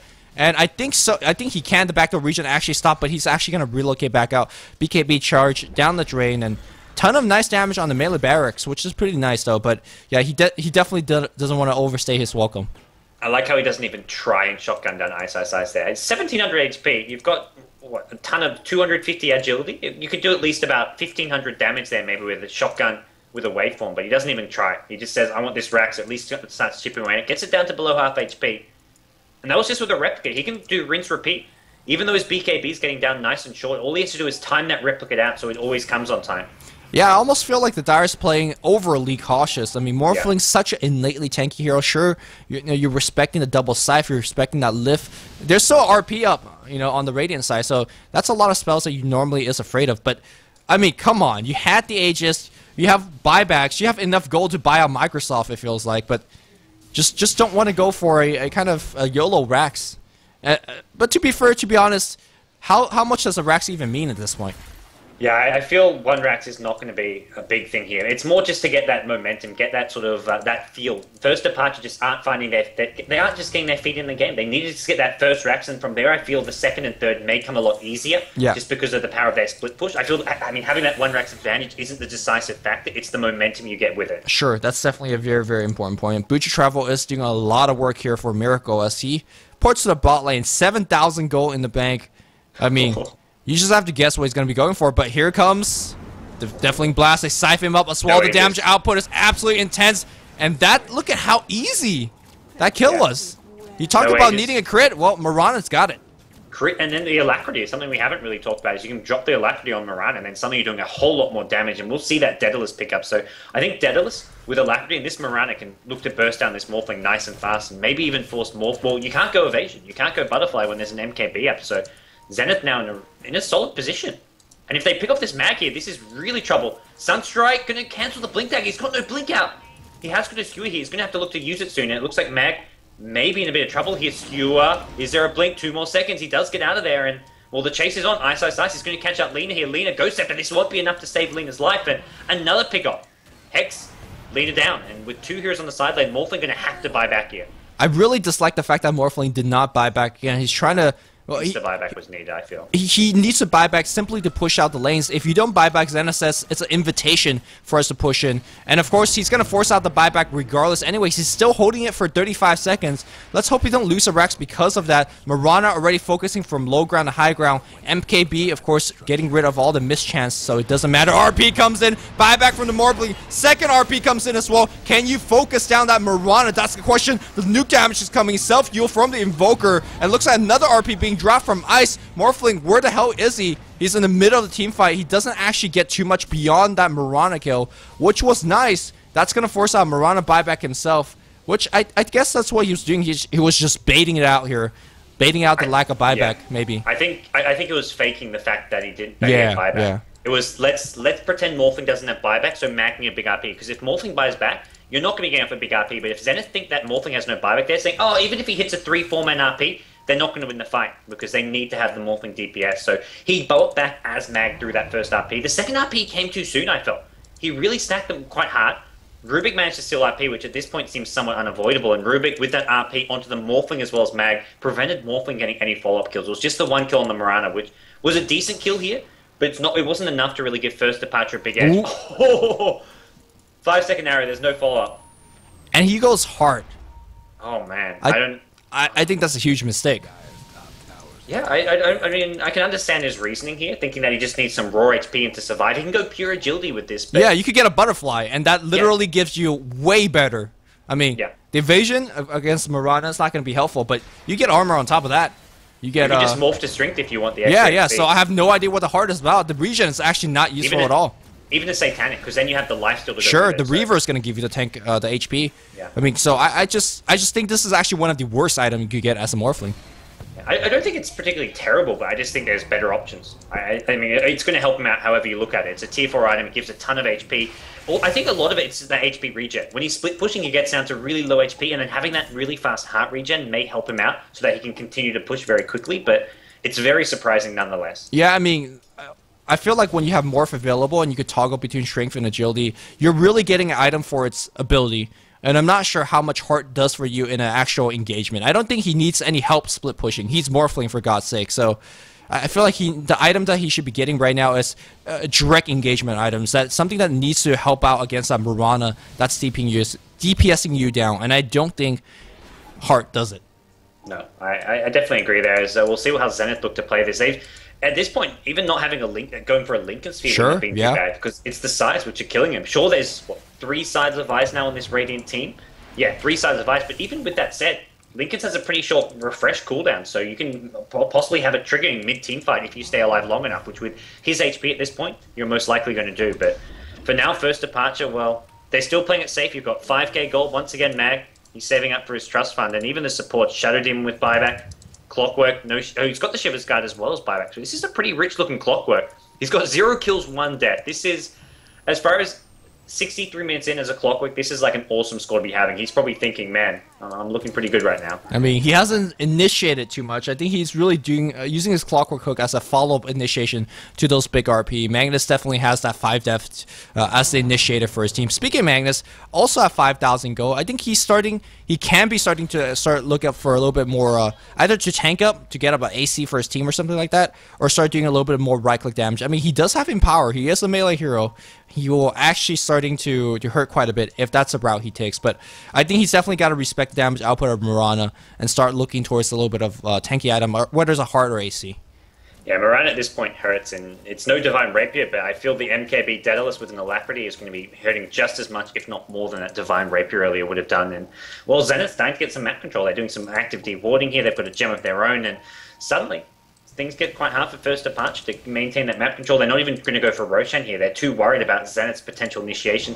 And the good news is, Ice just lost RP. Rubik had the stolen RP, but hasn't been able to use it in time, so there's no longer an RP for Ice, but he's had no issue stealing in these team fights. He's been spot on so far with it. Yep. Of course, again, nobody expects an RP from Rubik, even if he has a Blink Dagger available. Ooh, that's a big rune for Mirana to pick up. If he wants to really take engagement, especially with these backstab coming in, looks like those are two illusions of Mirana not able to get off those extra right clicks. Again, the Dire being a lot more tenuous, and I think this kind of tenuous position for now is very well justified. It wasn't justified 40 minutes ago. I think them and us, I think, felt it was a late game victory for sure, and they're starting to really forget the fact that 3 or 4 Scythe of Ice really would turn the game around. I did not think the game would go this late. No, me neither. And at this point, I feel if Mirana sells Shadowblade, you get a Butterfly, it's probably Zenith's game to lose. I feel they've got the edge there once the Mirana has something like a Butterfly. And, well, first departure, they want to go for Roshan. They're struggling to do so. They take it down to near half HP, but they just can't go in to finish it off. Miracle is going to try risk it. He's got the Replicate up. Don't send that Replicate onto Roshan. He micros it back just in time. Waves himself out of there, and Zenith, they're in position to contest this. Oh, Magnus, Replicate, gonna scout a little bit things out. Look at the power of the Radiant team to take this fight. Rockets, arrows, Moonlight Shadow, Tornado being scouting, Force Spirits. They just got a ton of spells. And of course the Darkseer on top with the wall replica on the pit itself. There's a lot of ways for the Radiant to fight this Roshan, and despite how strong Morphling is, gonna pit by himself. And this Mag Replicate, I think it's designed to maybe bait out a side of Vice, but there's 3 sides of Vice. You bait out one in a Replicate, Zenith's just say, well, oh well, we've got 2 more. If Mag tries to initiate in, if we get him with one of those other 2, they're looking just fine. So I feel you don't really want to be replicating Mag. Sure, you want to bait out those sides of Vice, but that's only going to bait out 1.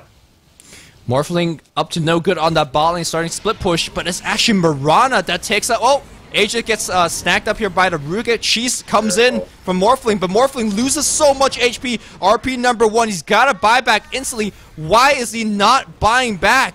He's not buying back, he's leaving his team. There's finally a buyback, but that was really late. RP, second RP, should be ready to go if he wants to refresh that one. He does, but Mirana's on the backstab, and he's going to get that kill. He pops a BKB. That's not going to do anything. And I think right now the Dire team is dropping the ball big time. Here comes the big bad Morphling. How much is he really going to do? Focusing on XY. XY is going to drop, not before he drops a vacuum though. Where's Mirana? Mirana disengaged, and he leaps back as well. I feel like with the RP down, Zenith should recoup and then just go. First departure used so much there. Buyback from Morphling, Mag, Refresher Orb, as well as a buyback in his BKB. So much is on cooldown, but Zenith, they're not really in a position to push. They've got the top lane some momentum, but look where their heroes are. They've got Timbersaw bottom.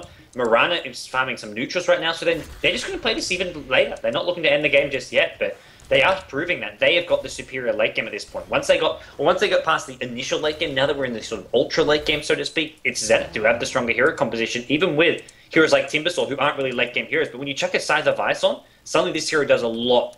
Although, first departure, that last team fight, I mean, they managed to pick up a kill here and there. You can see the power. It was actually the Shadow Demon Purge, which got that Darkseer kill. The Purge under that Surge, it's even late game, Shadow Demon can still do a lot. Yeah, again, I'm not exactly sure why Morphling's holding that gold near and dear to his heart. I feel like you just stump that gold, buy back immediately, teleport back with your Breach of Travel, and start taking advantage of CPS. I mean, once Morphling came back, Mirana just ran. Like, you really even take... Oh, blink Scythe. They're going to focus him down. He doesn't have buyback right now. He blinks in, gets immediately Scythe. Huge play here. You got to keep damaging it up, though. But the Purge on top of Mirana. Mirana's slow. Moonlight Shadow's going to get used. And now the Dire team on full retreat. Invoker is going to be basically throwing out a ton of spell at this point. They do pick Tornado up one in the air.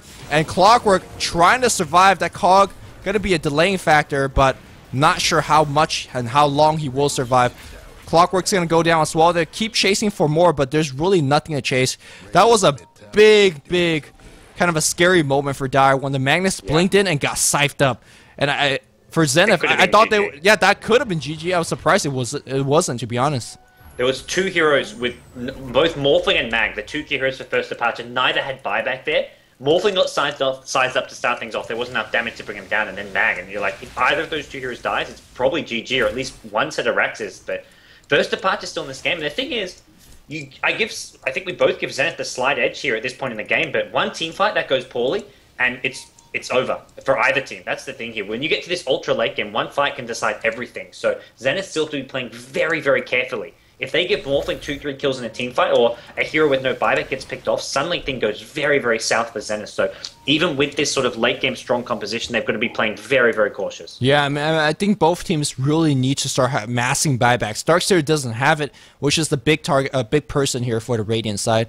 Invoker and Mirana do, so that's the big thing. Of course, on the Dire side, Morphling doesn't have the buyback due to the cooldown, but he definitely has a goal available once it's back up. I really think this last item slot, which he purchased a heart with, I think it should have been a Lincoln Sphere. It really will do a lot. Maybe you even drop the BKB and start looking for another big item, but BKB is still a very, very useful thing. Maybe he should start looking towards just swap a new one as well. I think, yeah, the BKB is useful for when you have it up. You can just focus down the Raxes and just ignore the fight going on, like we saw earlier when he almost got that melee Rax at bottom with the BKB, then replicate out just before it wore off. But he hasn't had much success with it now, and now with it being just 5 seconds, he's going to have even less success trying to do something like that. But maxed out at this point, but it just doesn't feel like he offers a whole lot. Maybe you even sell the Ethereal Blade. He hasn't really been able to do anything with that Ethereal Blade, it feels like, and having some kind of item like a Lincoln Sphere instead may be a better late game Morphling. I guess the Ethereal Blade is okay if you dump it on the Mirana. Not only is it a you know pretty impressive damage, you stop her from attacking, especially in Manta and BKB on her on cooldown. But because she has Manta and BKB, you really can't wait for it, right? So I feel like, yeah, you're right. Maybe you just start going for another big item. Again, Butterfly not exactly too useful against Mirana herself, but there's definitely other items available to him that he could start getting. It feels like this is one of those games, and after quote more, I'll talk about that later. Invis up and Blink Scythe to start up here against the Morphling, but the damage output from Mirana is focusing. Oh, Clockwork initiation right now. Second Scythe goes up on the Morphling, and here we go. Where is the actual third Scythe? RP comes in. That's gonna be a 4-second RP on top, and here we go. Morphling right click, right click, right click. 3 people dead here on the Raiden. The vacuum wall comes out. It looks like a little bit of revenge coming out from XY, but will that be enough? Actually, the Morphling illusion is doing so much work. The illusion is killing everybody as well. Morphling himself, where the hell is he? He's teleporting on the bot lane, going for the back door, going for... Oh, meanwhile, Lena's going to TP out live. She's going to be fine. Oh, Hex on the Miracle. Bottom lane, Miracle may go down here. The crit, this could be enough to bring down Miracle. One more right click, he goes down. Has he got buyback? He does. He does. Oh, I thought that could have still been on cooldown. That could have gone so much worse for first departure. I agree he had to go bottom, but what a great vacuum wall from Darkseer. The team fight was lost. That Mag, he got down to 200 HP and he just manned up. He said, guys, I've got this 200 HP, double RP on 4 heroes. But Darkseer saved the fight for Zenith, and, well, Miracle puts his body on the line. We're going to have to see whether or not First Departure can hold this mid lane push. Mag has buyback, as does Morphling. Right now they're looking to bait it out. They're pretending they don't. Zenith will quickly realize that they in fact do. And Zenith, their buyback's all on cooldown as well. Mirana no buyback. Darkseer no buyback. Darkseer no buyback as well. So they're going to be very cautious they don't get caught out here. I mean, I'm not sure if this is a bait or not. Just use that buyout, because buyout cooldown for 5 minutes. Just make sure that it starts cooling down, and there's a glyph and buyback being used. You'd think that Zenith is not going to push because they think you don't have a buyback. Laguna gets dropped here, but she's very tanky. Clockwork's going to come right in, but Scythe available on Darkseer. Mirana trap. She's going to TP out. Clockwork comes up top. He's going to survive. That was not Clockwork. That was Timbersaw, excuse me. That was so close to Yamate going down, and he has no buyback. I can't believe Morphling hasn't bought back. Sure, okay, the good news is he hasn't used up his buyback coin, but he may have to just in a second here. Ice. Side of Ice onto First Departure's Clockwork, but Clockwork does get full self out, so... I don't think he needs to, because Mirana's back. But if he had, and they killed the Mirana there, I think it's definitely worth using that buyback cooldown. Yeah, he definitely does not know that Mirana himself doesn't have buyback, so a little bit of buyback mind game if you were working here, but it was such a greedy play on Miracle. I can't believe he wasn't punished for it. I'm so surprised by how Miracle's played this game. At times it's been genius, other times I've just questioned everything about it. But right now, it's looking pretty genius considering he hasn't used that buyback cooldown. If that Clockwork kills Mirana there, that Clockwork is almost just one First Departure of the game. And that was really, really risky play from Yamate. The Laguna Blade followed by the Clockwork Hookshot did so much damage to him, and that's something. Lena late game, level 3 Laguna Blade with something like a Soul Catcher. If Yamate hasn't got that BK up, he's taking a lot of damage. So these supports for First Departure, if they're careful with their positioning, they can still have a big, big impact on this game. And I feel that's something which just Gyrocopter doesn't really offer. His DPS just isn't there. Side of Ice is great, but the DPS, I definitely favor the dire side supports. Yeah, I mean, I think you called him Gyrocopter first of all, so I was a little bit confused, but Timbersaw. oh yeah, yeah. Okay. The thing about the dire support in terms of DPS, they have to land their spells, and there's a lot of hectic team fight going on. So that soul catcher, it's gonna be so hard to actually land it on the target that you want to land it on. The Cypher Vibe is gonna be that initiation, and of course the counter initiation against the Magnus as well. The thing I do want to point out is that starting from the last team fight already, Ice had a look at this, a refresher orb on Invoker. I mean, there's a limit on how quickly you could cast the spells, and Ice says, alright, I still need more cast, and he's really looking for it to have that second Deafening Blast, which is going to be good against Morphling, the second Scythe of Ice, which we saw, so that adds quote-unquote a fourth Scythe to the team, which is going to be very, very helpful. But here's a huge item pickup for me, XY's Acceptor, because those illusions, they do 140% damage output. And of course, when you have a stack Morphling like that, that's your carry hero. It's not even Yamate at this point. It's XY's Morphling illusion. You get the Scotty effect as well. It's Yeah, absolutely you do. fantastic. It's what got a triple kill last fight. It was the Morphling illusion as well. I mean, there was a couple other illusions doing some damage on top of the Morphling one, but that Morphling one alone got triple kill for XY. And well, right now Zenith have got to be feeling decent about their position. They've still got to be playing very cautiously. If Mirana gets caught out, having just Darkseer alive without the Mirana alive, then suddenly they're in trouble. So everyone playing so safe right now. Roshan Pit, it's where you've always got to be looking. Once you're 75 minutes in the game, it does not feel like we've been casting for 75 minutes. It doesn't. The game, I mean, it has been slow at times, but there was always so much to talk about. Item choices, decision makings. A buyback has been, again, very questionable from both sides sometimes. But, I mean, Zenith is... I thought they were out for 35, 40 minutes in the game. I thought they would lose it for sure, but because... First Departure pushed so slowly, Zenith right back in it with multiple Scythe. And Mirana's being maxed out for a long time as well. Maybe she's starting to look for a BKB herself. There's the butterfly. You got to sell that Shadow Blade for a butterfly. Or Divine, sorry. Yeah, even Divine Rapier could be viable. He's having a bit of trouble staying alive in these fights. He's going to go into that secret shop. Are we seeing a Shadow Blade sell? Nope, he's keep holding on to it. And Roshan now respawns. So First Departure all in the neighborhood, but Zenith know fully well at this point what the Roshan timing is. At least they should. And First Departure going to poke around in there, and this is going to be the key thing that we look at. At least it could be, but at the same time, both teams with buybacks, both teams with the ability to just go for a complete reset, and at the same time, it's going to be First Departure not worrying about Roshan until they get that split push going. They're not going to go for Roshan unless they've got maybe 2 lanes pushing out that Zenith has to be defending. Go experience charts, net worth even doesn't really it's not even meaningful to bring up at this point. I think buyback is really the most important graph for us to look at as well. Go per minute, EXP per minute, again, quite meaningless. It comes down to positioning, and comes down to smart item acquisition. And this game might end up in a kind of a big stalemate for a long time. And good thing that there is at least a 2 or 3 hour break between this best of 3 and the next best of 3 to come up, because I feel like we might actually need that time today. Yeah, especially if this goes to 3 games or something. I mean, they've proven once they can have one really long game. I'm wondering what we get to see in the next game. Yamate's bought something. It's going to be a Satanic. I think this is the other item, which is really nice instead of the Butterfly. You either need the Satanic or the Butterfly instead of that Shadow Blade. And he's going to do just that with the Satanic pickup. Maybe if he drops the BKB, depending how he thinks, or Manta Star. No, it's Shadow Blade. Okay. Yeah, I guess Satanic really will let him to start trading hits with that Morphling. Morphling might not win that fight, actually, especially if he times that Satanic in a very good timing. So, holy crap, this Morphling, 10k gold. You get a new BKB for one thing. Yeah. Unless he's looking to replace one of his items and needs the gold for it, which when you got 10k gold ball, you can do that already. But get a new BKB, man. I'm not sure why he isn't. Yeah. I think that's the misplay. You got to replace. The 10-second BKB does have the longer cooldown. Oh, freedom.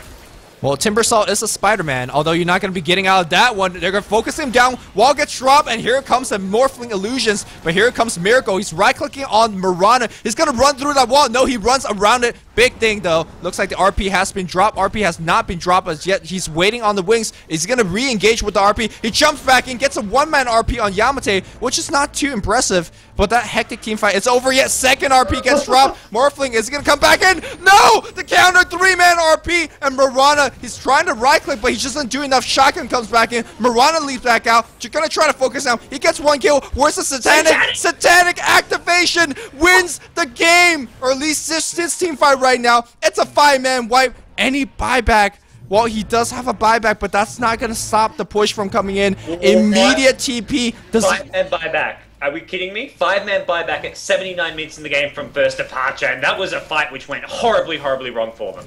Oh my god. I mean, I don't even know how it went wrong. We just know the end result did went wrong. The really Ice with his countered 4-3-man RP. That was the one that won the team fight. I just gotta say, he's playing spectacularly so far. But what they gotta deal with right now is Morphling split pushing up top. Can you stop this pushing? So far, it seems like you can. Morphling popping that Manta. He gets scythed up here. Do they have that chain scythe? Yes, they do. The second scythe comes in as well. And looks like they're trying so hard to bring him down. They're trying to get the X-Freedom. Gotta be very careful. And they're gonna get the kill. The two supports with Ice backing him up. And there is no buyback for 90 seconds if nothing goes horribly wrong on the mid lane. In fact, it's going right here as first departure is going to lose a clockwork as well.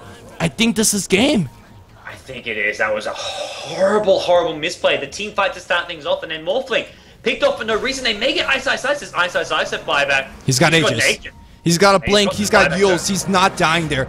Oh, LSA is going to hit, though. That's going to make things a little bit dicey, but here comes Yamate. He's doing the right click. There's a Ghost Scepter being popped. Again, he's got buyback, and he's got 6 slots of items. This should be GG. I think you go throne here. Forget about the Raxus. The Raxus means nothing at this point here. And RP, but he's going to get lift up. He's going to get stolen, which will refresh the RP, I think. But they're going to now focus. There's a Ghost Scepter up here on this wall. Leap in here from Miranda. They're going to get that kill. Forget about the Raxus. Go for the throne. They might go throne straight after this set of the mid-racks. And they're just basically clearing as much building as possible right now. GG's going to get called. How did they do that? I can't believe Zenith just came back and took that game. That was something impressive. Wow. Wow. That was absolutely amazing. That last team fight just went so bad for first departure. The chain hexes just all over the mag, all over the Morphling, and wow, indeed. I don't know about useless, man, but this was just 33 to 25, a pretty low kill score for such a long game, but boy, did this feel action-packed. It really was action-packed. And again, I mean, it felt like one of those action movies where there's two characters talking, but there's so much tension in the air, and this is exactly like that. Both teams farming. You knew the battle was coming, and when it came, it was flashes of fire, flashes of explosion. And well, Zenith will take game number 1 in a very, very surprising fashion, just judging how things went. 81 minutes, Zenith takes game 1. This is a best of 3 series, so there's a possibility of 2 more games happening just like that. We'll take a short break, and we need a short break, but we'll be back with game number 2. Hope you guys are enjoying the broadcasting so far. This is Luminous and Gods from Beyond the Summit, and we're casting the G1 League qualifiers phase number 2. We'll be back with game 2 momentarily.